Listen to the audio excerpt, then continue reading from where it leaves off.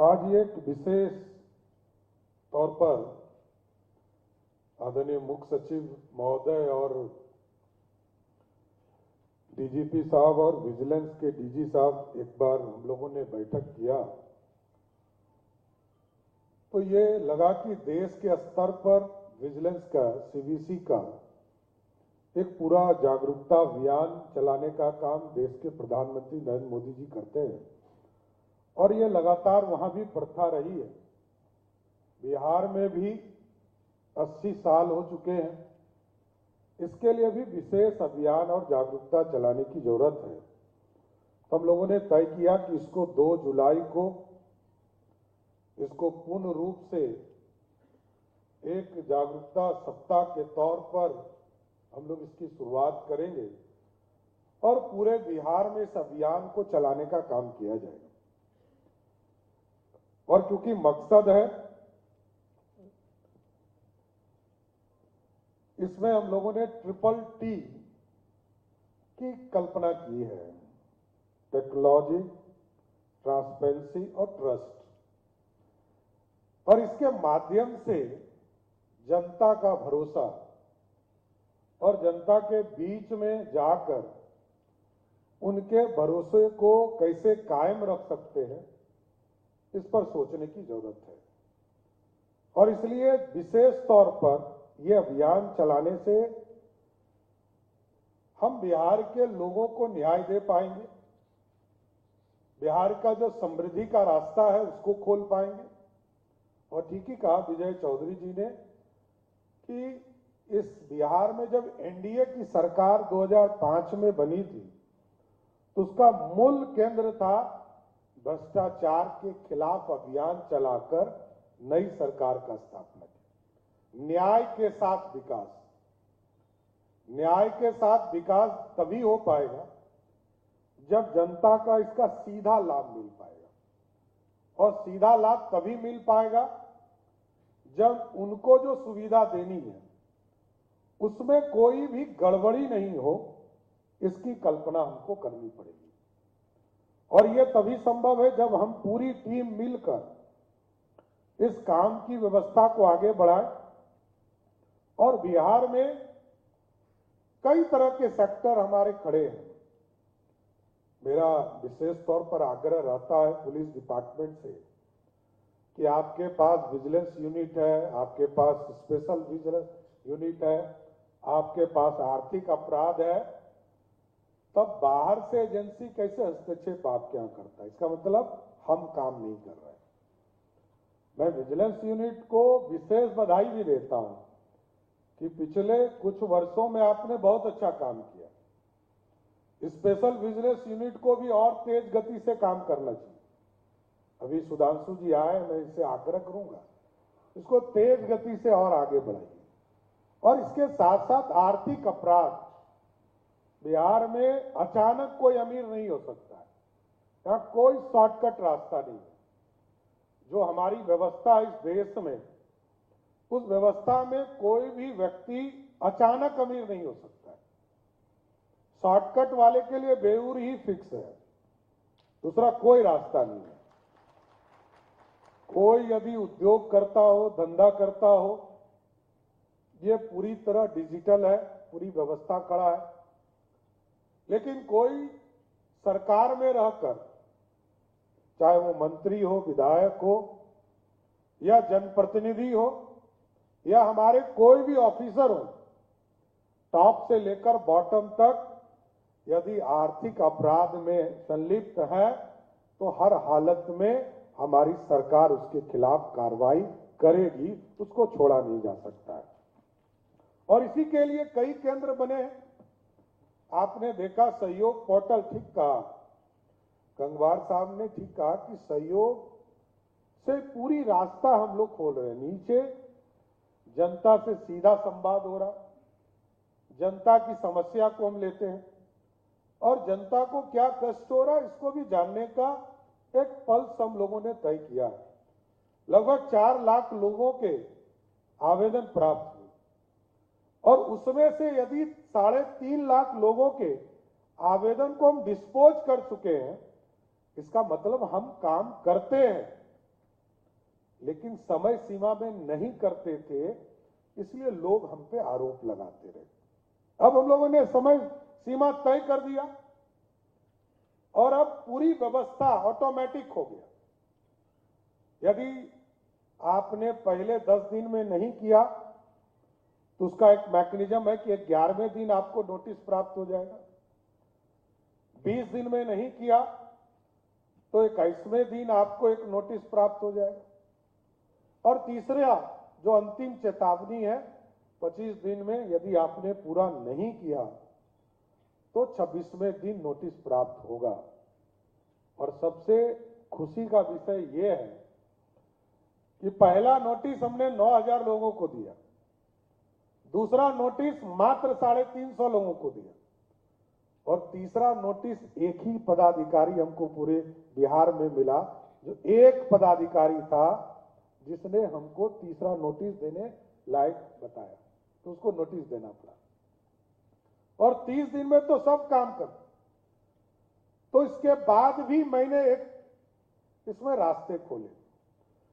मेरा मानना है कि यदि हमने कोई गलत आदेश तो नहीं किया, इसको रैंडमली मैंने कहा इसको चेक करना चाहिए, इसको चेक कीजिए और एक पूरी संरचना खड़ा कीजिए कि यदि कोई गलत आदेश किसी ने पारित कर दिया तो यदि बीडीओ ने किया तो उसको एसडीओ को दे दीजिए, एसडीओ ने किया तो डीएम साहब को दे दीजिए और डीएम साहब ने यदि गलत किया तो कमिश्नर साहब को दे दीजिए और कमिश्नर साहब ने गलत किया तो सरकार के लेवल पर उसको भेज दीजिए, लेकिन 30 दिन के अंदर उसको न्याय देना है, यह सुनिश्चित करना है सर, तभी भ्रष्टाचार खत्म होगा। और सबको पता है कहां भ्रष्टाचार हो रहा है, ये मैं फिर बताता हूं, हमको भी पता है और आपको भी पता है। अब इसके रास्ते खोजने, रास्ता हम खोजें। हम रजिस्ट्री कराने जाते हैं तो वहां क्या दिक्कतें आ रही है, हम ब्लॉक में जाते हैं तो वहां क्या दिक्कतें आती हैं, हम यदि थाना में जा रहे हैं तो वहां क्या दिक्कत है, हम सभी टॉप ऑफिसर्स को यह चिंता करना पड़ेगा। गरीब को न्याय चाहिए, गरीब को न्याय नहीं दे रहे तो हम अपने जीवन को भी अंधकार की ओर धकेल रहे हैं। भगवान ऊपर वाला पूछेगा कि नीचे न्याय दिए थे कि नहीं दिए थे, न्याय देना होगा। क्योंकि आप जब किसी पद पर बैठते हैं तो एक तरह से अदालत के जज के हिसाब से बैठते हैं कि आपको न्याय देने का काम करना।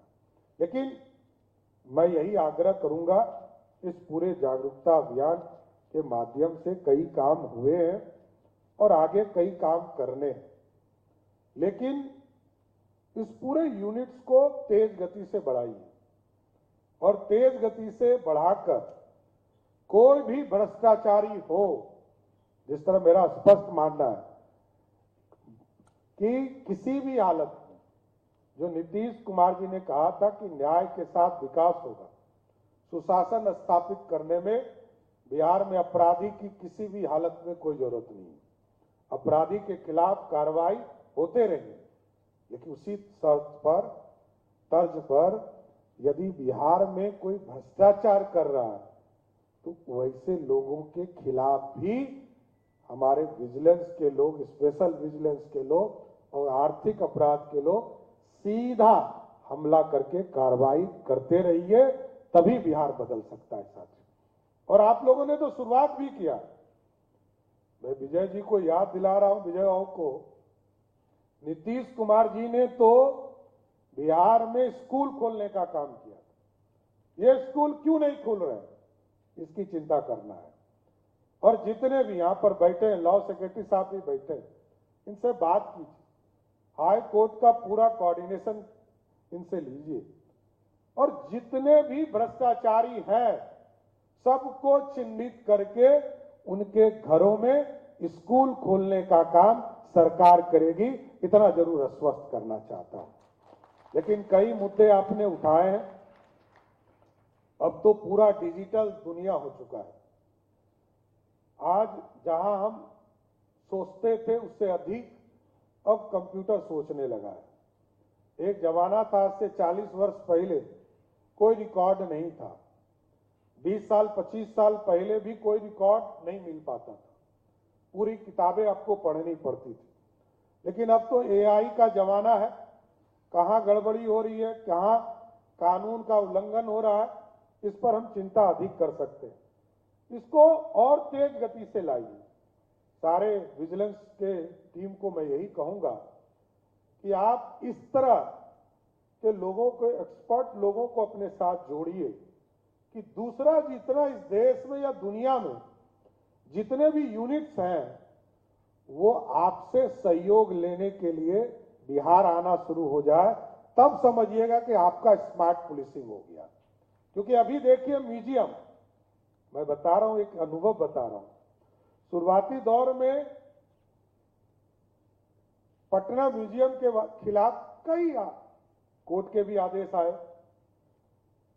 कई लोगों ने चर्चा किया कि इसके जगह कई चीजें बन सकती थी। लेकिन आज दुनिया का कोई भी व्यक्ति यहां आता है तो सबसे ज्यादा बड़ाई यदि किसी चीज का करता है तो वो नया म्यूजियम जो पटना में बना, ये दुनिया में सबसे अच्छा म्यूजियम में से। उसी तर्ज पर मैं ये आग्रह करूंगा कि आपको ये व्यवस्था खड़ी करनी पड़ेगी। अभी आप चिट्ठी लिखते हैं कि सीबीआई हमको सपोर्ट करे, ईडी आपको सपोर्ट करे, रॉ आपको सपोर्ट करे। ऐसी व्यवस्था खड़ा कीजिए, पूरी तरह बिहार सरकार आपके साथ खड़ा है कि विजिलेंस, स्पेशल विजिलेंस और आर्थिक अपराध ऐसा टीम खड़ा करे कि सीबीआई और ईडी आपसे सपोर्ट मांगना शुरू करे। तब समझिएगा कि आपका विजिलेंस बहुत अच्छे स्तर पर चला गया, क्योंकि तभी तो हम खड़ा कर पाएंगे। क्योंकि हमने देखा है 6,000 करोड़ का बिहार का बजट था, आज 3,47,000 करोड़ का बजट हो गया। ये मेरे सामने विजय बाबू यहां बैठे हैं तो 100 में देखे होंगे। हमारी तनख्वाह 7,000 भी नहीं थी जब शुरुआत किया जाए कैबिनेट मिनिस्टर। वो विधायक के तौर पर आए होंगे तो 400 रुपया भी नहीं मिलता होगा। वह 450 रुपया से इन्होंने शुरुआत किया। कई ऑफिसर्स यहां बैठे होंगे जो 10,000 20,000 से काम शुरू किए होंगे, आज लाखों रुपये उनको मिल रहे। तो हम पूरी व्यवस्था बदली तो भ्रष्टाचार के चीजों को स्थापित पूरी तरह कैसे खत्म कर सकते हैं, और जो कहा मिनिमाइज हम कैसे कर सकते हैं कि गरीबों को कैसे न्याय मिले, गरीब को न्याय के साथ कैसे आगे बढ़ सके, इसकी चिंता करना है। लेकिन कुछ चीजें गंगवार साहब ने आग्रह किया, मैं जरूर चाहता हूं कि निगरानी के संबंधित मामलों का एवं विभागीय कार्रवाई में उपस्थित गवाहों को, जो हमारे सरकारी कर्मचारी होते हैं, उनको यदि गवाही देने जाना है तो सिर्फ विजिलेंस नहीं, मैं फिर कह रहा हूं, मुख्य सचिव यहां बैठे हैं, डीजी पुलिस बैठे हैं, बिहार में अपराध हो, आर्थिक अपराध हो या किसी तरह के सरकारी गवाह को यदि जाना है तो उसको पूर्ण रूप से टीएडी दीजिए, जिससे कि केस का डिस्पोजल तुरंत हो पाएगा। यह सिर्फ विजिलेंस को देने से काम नहीं चलेगा, पूरे यूनिट, पूरे बिहार में यदि केस का डिस्पोजल तुरंत कराना चाहते, इसमें जरूर आप सहयोग लीजिए लॉ डिपार्टमेंट का, इसमें आपको सहभागी बने। प्रत्येक प्रमंडल में आपने आग्रह किया कि ओपी की स्थापना हो। मैं तो कहूंगा कि प्रत्येक अनुमंडल में आप थाना बनाइए और सभी जिले में ओपी बनाइए, जिससे कि पूरी व्यवस्था नीचे तक जाने का काम हो सके, इसको आगे बढ़ाइए। उसी तरह न्यायालय के लिए जो आपको अतिरिक्त सेट की आवश्यकता है, मैं जरूर आग्रह करूंगा आपसे कि पटना में विशेष न्यायालय निगरानी प्राकृतिक पदाधिकारी एवं विशेष न्यायालय पटना का 3 न्यायालय के एक अतिरिक्त सेट का गठन किया जाए। इसके साथ साथ मुजफ्फरपुर में भी विशेष न्यायालय का विशेष न्यायालय का 3 न्यायालय का एक अतिरिक्त सेट गठित किया जाए। इसको भी मैं फिर कह रहा हूं कि जब आप थाना प्रमंडल स्तर पर ले जाएंगे तो ये 2 जगह पर सिर्फ बनाने से काम नहीं चलेगा। इसको जो हमारे प्रमंडल है 9 प्रमंडल में इसकी व्यवस्था की जाएगी, जिससे कि बिहार में भ्रष्टाचार के खिलाफ पूरी तरह लड़ने का काम बिहार की सरकार करेगा। इसलिए साथियों, आज मैं फिर से आपको बिहार सतर्कता जागरूकता दिवस के अवसर पर सभी लोगों को बधाई देता हूं, शुभकामना देता हूं और बिहार सरकार पूरी तरह प्रतिबद्ध है कि देश के यशस्वी प्रधानमंत्री के विकसित भारत और बिहार के पूर्व मुख्यमंत्री नीतीश कुमार के समृद्ध बिहार को बनाने में जितनी ताकत के साथ सतर्कता और जागरूकता अभियान चलाने की जरूरत होगी उसको बढ़ाएंगे, आगे बढ़ाते हैं और आप तमाम लोगों का भी विशेष तौर पर सहयोग चाहेंगे कि बिहार बदलने में आप लोग सहयोग कीजिए।